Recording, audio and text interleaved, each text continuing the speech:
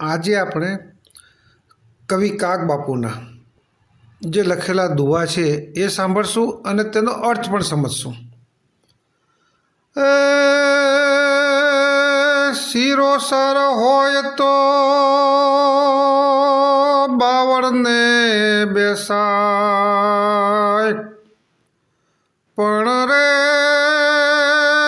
સુરુનો સંઘરાય, એ કોઠી ભરીને કાગડા. એટલે પોતાને ઉપયોગી થાય એવું કોઈ ઝાડ પાસે ન હોય અને ફક્ત બાવર જ હોય.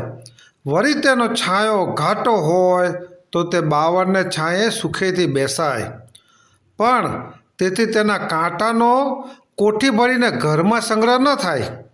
અર્થાત કોઈ વસ્તુનો ગુણ હોય તો તેનો ઉપયોગ કરવો, પણ તેની જ સાથે રહેલી અવગુણકારક અથવા નકામી વસ્તુ પર મોહ ન રાખવો.